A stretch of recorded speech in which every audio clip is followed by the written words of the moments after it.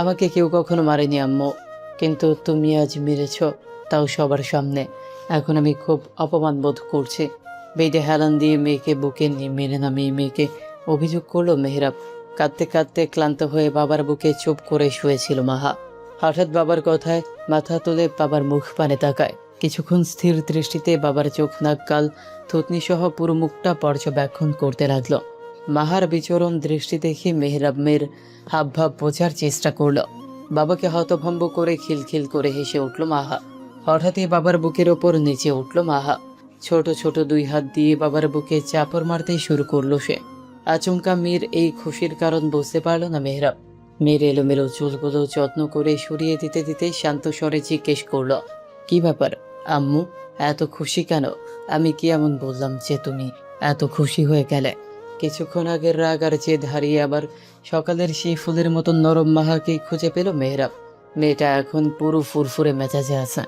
দাঁত না থাকলেও তার মুখ ভরা হাসি দেখে অদ্ভুত এক শান্তি অনুভব করলো সে। মেয়ের মুখটা ভালো করে লক্ষ্য করলো মেহরাব। মেয়েটা দেখতে অনেকটাই তার মতো হলেও চোখ দুটো একেবারে মায়ের পেয়েছে। মেহরাব ক্ষণকাল মেয়ের চোখের দিকে তাকিয়ে রইল। তারপর বুড়ো আঙুলের ডগা দিয়ে আলতো ছুঁয়ে দিল চোখ দুটো। মৃদু হেসে দুই চোখে ছোট্ট দুটো চুমু খেল। মাহা তখন বাবার বুকে চাপড় দিতে দিতে নিজের মতো করে আধো আধো ভাষায় বলিয়া ওড়াচ্ছে। মেহরাব তার ভাষা না বুঝলেও মাঝে মধ্যে হ্যাঁ বলে বুঝিয়ে দিচ্ছিল। সে মন দিয়ে মেয়ের সব কথা শুনছে। বাবা মেয়ের সেই সুন্দর মুহূর্তে বিঘ্ন ঘটিয়ে মেহরাবের পকেটে বেজে উঠল মোবাইল ফোন। এক হাতে মেয়েকে সামলে অন্য হাতে পকেট থেকে ফোন বের করলো। ফোনের স্ক্রিনে আতিক নাম ভেসে উঠল। আতিক তার অ্যাসিস্ট্যান্ট। ফোন রিসিভ করে কানে তুলল। ওপাশ থেকে ভেসে এলো আতিকের আতঙ্কিত কণ্ঠস্বর। কাপা ও ভয় মিশ্রিত কণ্ঠে বলল, ভাই ওরা পালিয়েছে। আতিকের কথায় মেহরাবের মধ্যে কোনো প্রতিক্রিয়াই দেখা গেল না। সে স্বাভাবিকভাবে মেয়েকে সামলাতে ব্যস্ত। আর মাহা বাবার কান থেকে ফোন নেওয়ার জন্য একরকম লেগেই আছে। মেহরাবের বাধাও তাকে থামাতে পারছে না। তাকে দেখে মনে হচ্ছে তার জীবনের একমাত্র লক্ষ্যই হচ্ছে এই মুহূর্তে বাবার কান থেকে ফোন নেওয়া। মেহরাব মেয়ের ছোট্ট হাতটা ধরে অতি শান্ত কণ্ঠে জিজ্ঞেস করল, তোরা কোথায় ছিলি? ওপাশ থেকে মেহরাবের শান্ত কণ্ঠ শুনেই আতকে উঠল আতিক। এই অস্বাভাবিক শান্ত স্বরে বুঝিয়ে দিল ভেতরে ভেতরে কতটা রেগে আছে সে। মেহরাবের একটা স্বভাব আছে, সে কখনো কারো ওপর চিৎকার করে না। যতই রাগ হোক না কেন, তাকে উত্তেজিত হতে খুব কমই দেখা যায়। সব সময় ঠান্ডা মাথায় নীরবে আর হিসেব করে নিজের কাজ আদায় করে নেয় সে। আতিক কোনো রকম দুটো শব্দ মুখ দিয়ে বের করলো, ভাই আমরা আসলে বলার মতো কিছুই খুঁজে পাচ্ছে না সে। তাদের একটু গাফিলতির কারণে রশিদ ও তার সাথের দুজন তাদের টর্চার সেল থেকে পালাতে সক্ষম হয়েছে। তোর ভাবেই আগামী 2 দিন সময় চেয়েছে। 2 দিন পর সে আমার সাথে আমার বাড়ি আসবে। সেই 2 দিন আমি সিলেটেই থাকবো। ঠিক 2 দিন পর আমি ঢাকা ব্যাক করব। এই 2 দিনে কিভাবে কোথা থেকে তাদের ফিরিয়ে আনবি সেটা তুই জানিস। অ্যান্ড আই ওয়ার্নিং ইউ, আমি আসার পর যদি তাদের না পাই, তোদের সব কটার কল্লা তাহলে কাটব। ভালো করে খোঁজ, জঙ্গলেই পেয়ে যাবে। বলেই কল কেটে দিল মেহরাব। তাকে বাইরে থেকেই শান্ত ও নম্র দেখালে চোখের ভেতরটা লালচে হয়ে উঠেছিল। কান থেকে ফোনটা একটু আলগা হতে মাহা সেটা নেওয়ার জন্য আবার ঝাঁপিয়ে পড়ল। কিন্তু মেহরাব মেয়ের হাতে ফোন দিতে নারাজ। বাবার হাত থেকে ফোন না নিতে পেরে বাবার উপরে চেঁচিয়ে ওঠে মাহা। বিস্ময়ে হতভম্বে চোখ বড় বড় হয়েছে মেহরাবের। মাহা বাবার হাত থেকে ফোন নিয়ে উল্টিয়ে পাল্টিয়ে খেলছে। মেহরাব মেয়েকে কোলের ওপর দাঁড় করায়। মেয়ে বাবার দিকে তাকায়। মেহরাব বিস্মিত কণ্ঠে মেয়েকে শুধায়, তুমি আমাকে ধমক দিচ্ছ? আমার সাথে কেউ গলা উঁচিয়ে কথা বলে না, আর ধমকাবে না, ঠিক আছে আম্মু? বাবার ইগোতে লাগে। রাতের খাবার খেয়ে মাত্রই রুমে প্রবেশ করে মেহরাব। রুমে এসে বউকে দেখতে পেল না সে। কারো বাড়িতে কখনো না যাওয়া মেহরাবের অন্যের বাড়িতে থাকতে বেশ অস্বস্তি হচ্ছে। শুধুমাত্র বউটার জন্য থাকতে হচ্ছে। যদিও বছর আগে বিয়ের পর 2 দিন সেখানে থেকেছে, তখন বেশ অসুবিধায় পড়তে হয়েছিল। বিকেলে বউ ফোন দিয়ে অনুরোধ করেছে 2 দিন থাকার। বউয়ের অনুরোধ আর মায়ের কথায় সে আর আপত্তি করেনি।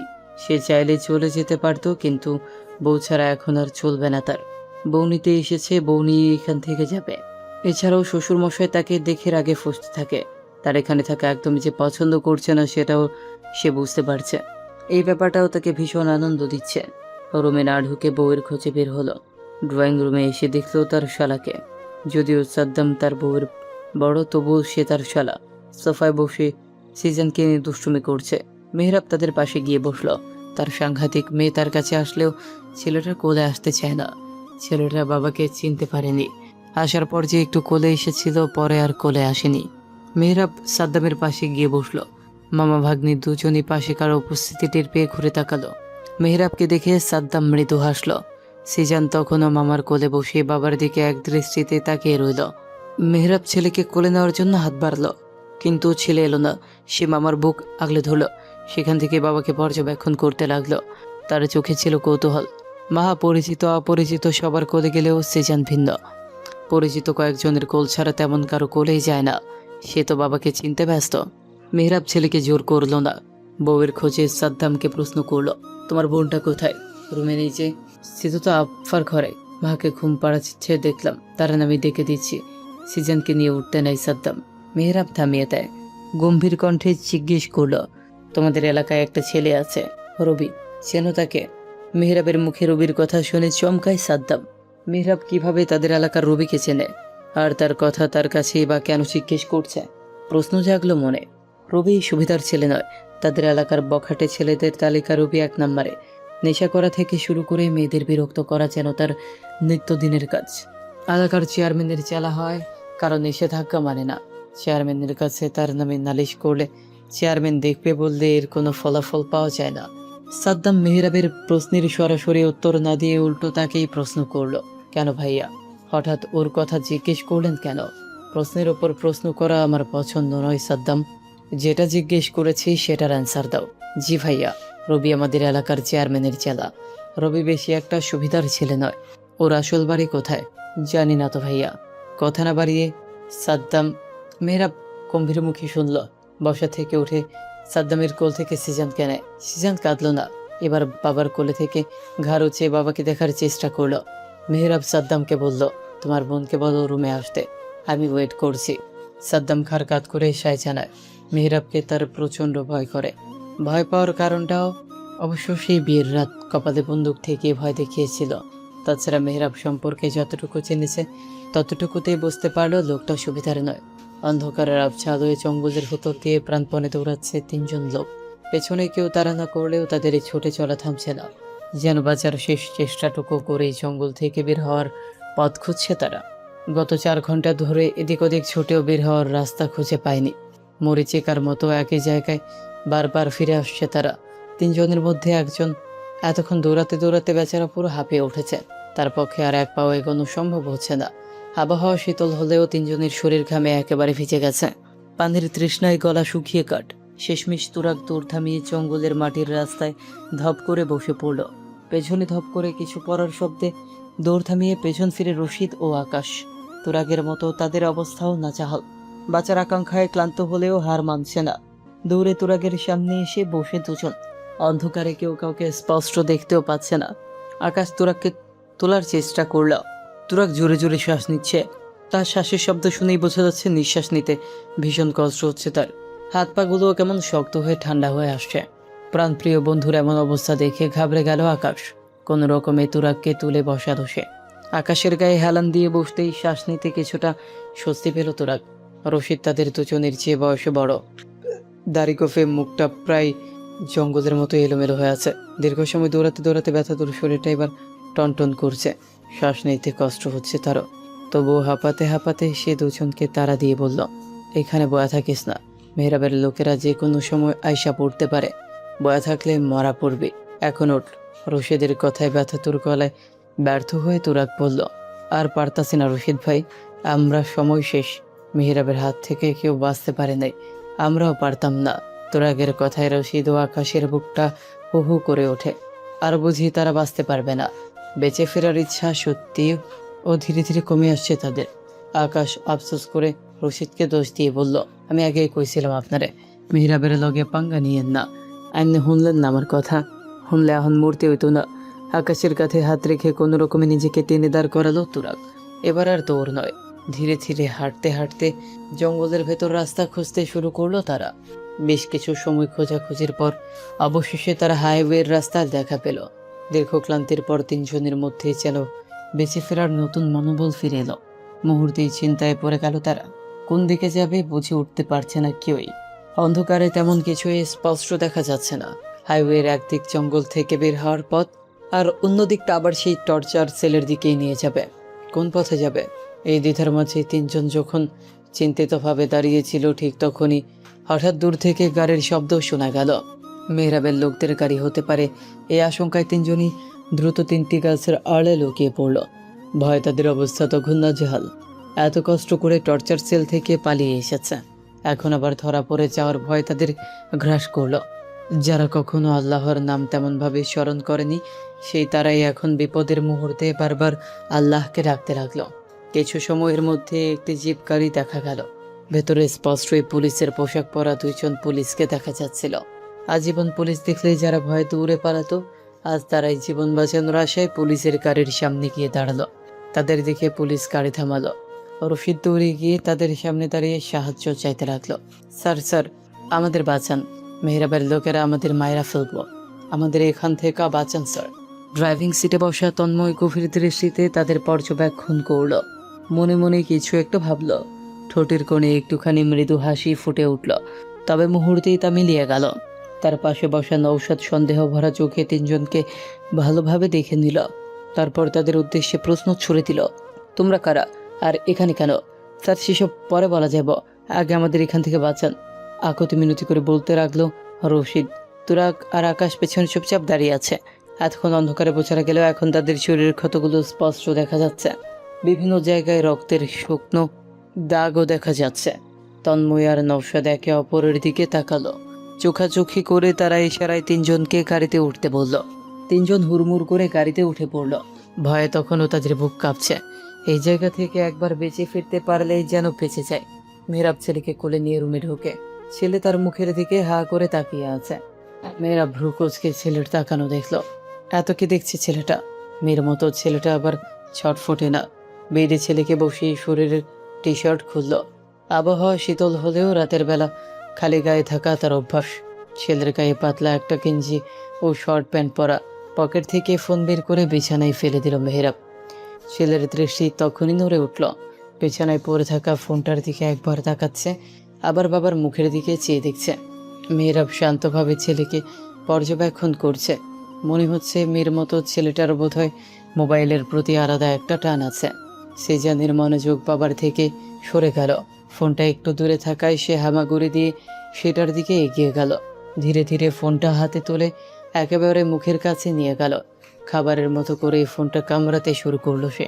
কিছুক্ষণের মধ্যেই লালায় পুরো ফোনটা ভিজে গেল। মেহরাব দাঁড়িয়ে দাঁড়িয়ে ছেলের কাণ্ড দেখছিল। গম্ভীর মুখের ভেতরে অজানা এক কারণে মৃদু হাসি ফুটে উঠল। সামনে বসে থাকা বাচ্চাটা তারই অংশ, তারই রক্ত। এইটা ভাবতেই ভেতরটা এক অদ্ভুত আনন্দে ভরে উঠল। কেমন শীত শীত একটা অনুভূতিতে শরীরটা অদৃশ্যভাবে কেঁপে উঠছে। সে বাবা, এই ছোট্ট কথাটা ভাবতেই তার শরীরের লোমগুলো দাঁড়িয়ে যাচ্ছে। বাবা হওয়ার অনুভূতিটা যে এতটা শান্তি দিতে পারে আগে কখনো তা বোঝেনি সে। আসলে সে তো কখনো বাবা হতে চাইতো না। বাচ্চা কাচ্চা তার একদমই পছন্দের ছিল না। ভুলবশত দুটো সন্তানের বাবা হলেও এই অজানা সুখটাই এখন তাকে নীরবে ছুঁয়ে যাচ্ছে। এই যে সবার সামনে মেয়েটা তাকে মারলো, তার কি রাগ লেগেছে? মোটেও না। মেয়ের মার খেয়ে বোধহয় নিজের নতুন এক দায়িত্ব বুঝতে পেরেছিল। সে মেয়ের বাবা, তাকে এমন মারের একটু আধটু খেতেই হবে। হ্যাঁ, যদিও মেয়ের মার আর ধমক খেয়ে তার এগোতে লেগেছে, নিজেকে নিজেই বুঝছিল ব্যাপারে না। মেয়েই তো। মেহরাবের ভাবনার মধ্যে ঘুমন্ত মেয়েকে কোলে নিয়ে রুমে ঢুকলো সিদ্রাত। মেহরাবকেও দম গায়ে দেখে মুহূর্তেই পা থামলো তার। কিছুক্ষণ অবাক চোখে স্বামীকে দেখে লজ্জায় চোখ নামালো সিদ্রা। ধীর পায়ে মেয়েকে কোলে নিয়ে পেটের কাছে আসলো। সিদ্রার উপস্থিতি টের পেতে মেহরাব চোখ ঘুরিয়ে তাকালো স্ত্রীর দিকে। পরনে বেবি পিঙ্ক রঙের সালোয়ার কামিজ, মাথায় ওড়না দেওয়া। সামনের চুলগুলো এলোমেলো হয়ে কপালে ছড়িয়ে আছে। চোখ মুখে স্পষ্ট ক্লান্তির ছাপ। মায়ের বুকে মুখ গুজে ঘুমিয়ে আছে মাহা। মেয়েটার শরীরে আপাতত ডায়াপার ছাড়া আর কিছুই নেই। মেহরাব আগের মতো দাঁড়িয়ে থেকে স্ত্রীকে প্রশ্ন করল, কোথায় ছিলে? সিদ্রার দৃষ্টি উঠিয়ে স্বামীর দিকে তাকিয়ে স্বামীর উদম পিঠ থেকে লজ্জায় মাথা নিচু করে আর রেখেছিল, আর এখন উদম বুক। সঙ্গে সঙ্গে দৃষ্টি নামালো। লজ্জায় কাল গরম হয়ে লাল হয়ে গেল। মুখ লুকাতে মেয়েকে নিয়ে বেডের অন্য পাশে যেতে যেতে ক্ষীণ আওয়াজে বলল, আফার রুমে ছিলাম। মেহরাব ধরতে পারল না সিদ্রার লজ্জা। ছেলের পাশে বেডে হেলান দিয়ে বসল সে। এক হাতে ছেলেকে তুলে নিজের কাছে এনে বসালো। ছেলেটা ফোন নিয়ে খেলায় এতটাই মগ্ন ছিল যে মায়ের উপস্থিতিও টের পেল না। বাবার হঠাৎ মনোযোগ ভেঙে দেওয়ায় সে কিছুটা বিরক্ত হয়ে গেল।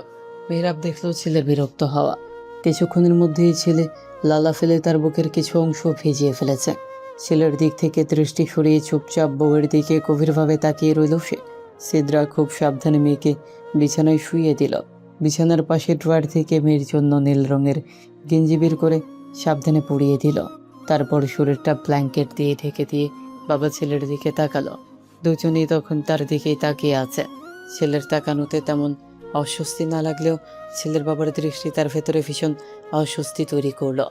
লোকটার গভীর সেই তাকানো যেন তার মনে হাতুড়ের মতো আঘাত করছে। এমন দৃষ্টি সে আগেও দেখেছে, সেই বিয়ের রাতে। ঠিক এভাবেই বিছানায় বসে গভীর তীক্ষ্ণ চোখে লোকটা তার দিকে তাকিয়েছিল। সেই দৃষ্টির ভেতরেই যেন নিজের সব কিছু হারিয়েছিল সে। সে রাতের কথা মনে পড়তেই শরীর জুড়ে শীতল শিহরণ বয়ে গেল। পেটের ভেতরটা অস্বস্তিতে মোচড় দিয়ে উঠল। সঙ্গে সঙ্গে দৃষ্টি নামিয়ে নিল সে। বইয়ের লজ্জা মিশ্রিত মুখ দেখে মজা পেল মেহরাব। এসেছে পর থেকেই দেখছি মেয়েটার জড়তা। মেহরাবের পাশে সিজান মায়ের কোলে যাওয়ার জন্য হাত বাড়ালো। মুখ ফুঙ্গি এমন করলো যেন সে এখনই কাঁদবে। কান্না কান্না স্বরে মাকে ডাকলো, আম্মা আম্মা। সিদ্রা নিজের অস্বস্তি একপাশে রেখে তাদের কাছে এসে দাঁড়ায়। নয়তো আবার এই ছেলে কেঁদে কেঁদে মেয়েটাকে উঠাবে। ছেলেকে কোলে নেওয়ার জন্য হাত বাড়ালে মেহরাব তা ধরে ফেলে। ছেলের থেকে দূরে গিয়ে তাদের মধ্যে সিদ্রাকে একটান দিয়ে ফেলে দেয়। এতে করে ছেলে পেল মাকে আর সে পেল বউকে। সিজান ফ্যাল করে বাবা মাকে দেখল। মেহরাব সিদ্রাকে জড়িয়ে ধরল। সিদ্রার সব কিছু বুঝতে খানিক সময় লাগলো। যখন বুঝতে পারলো সে স্বামীর বুকে, তখনই একদম শক্ত হয়ে যায়। শক্ত হয়ে পড়ে রইল সেভাবেই। না একটু নড়লো আর না কথা বলল। মেহরাব সিদ্রার কানের কাছে মুখে নিয়ে ফিস ফিস কণ্ঠে বলল, তোমাকে আমি প্রথম কোথায় দেখেছিলাম জানো?